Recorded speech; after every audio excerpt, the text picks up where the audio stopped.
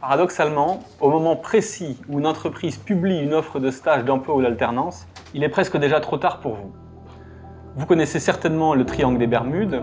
Eh bien, si pendant votre période de recherche, vous vous contentez de postuler, de candidater à des offres que vous auriez trouvées sur Internet ou par ailleurs, vous êtes et vous restez dans le triangle des Bermudes qu'on appelle le marché ouvert de l'emploi et qui contient seulement 20 à 30% des opportunités de travail.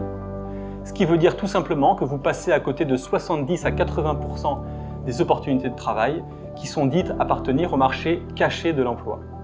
La bonne nouvelle, c'est que contrairement à ce que pensent beaucoup, ce marché caché de l'emploi n'est pas réservé qu'à une élite, il est accessible à tout le monde, même si vous êtes étudiant ou jeune diplômé. Il vous suffit pour cela d'apprendre et de mobiliser une compétence comportementale que l'on appelle l'intelligence du réseau. Alors, l'idée, c'est de les mettre finalement assez bien en pratique, finalement, dans la recherche d'emploi.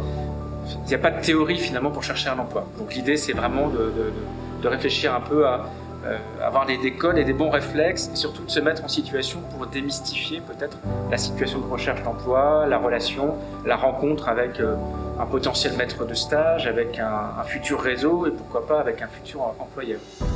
Bonjour, désolé, Éric Marchand, je suis désolé, je suis un peu en retard, j'ai dû déposer mon fils à l'école. En fonction de ce qu'on va répondre, eh bien, l'interlocuteur virtuel, c'est vrai, mais en temps bien réel, va réagir d'une façon différente, adaptée et du coup extrêmement réaliste.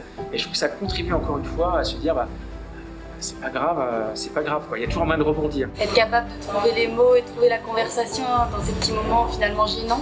Donc grâce à ça, je peux anticiper ce genre de moments et pour qu'il se passe tout au mieux et que ce soit plus naturel et que ça passe bien, quoi.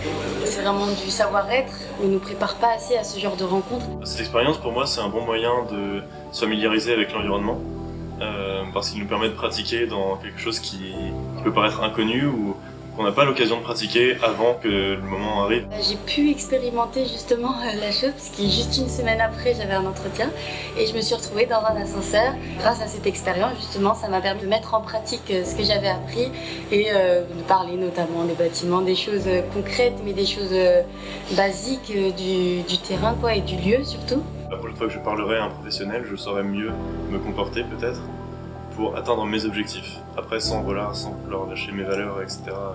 dans mon comportement.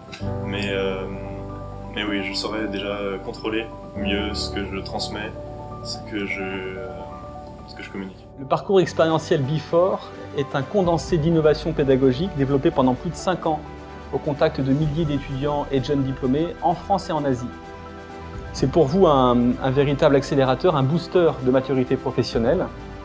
Son expérience de réalité virtuelle va vous amener à identifier vos propres comportements qui seront créateurs de confiance pour toutes vos activités de réseautage, prévues ou imprévues, formelles ou informelles.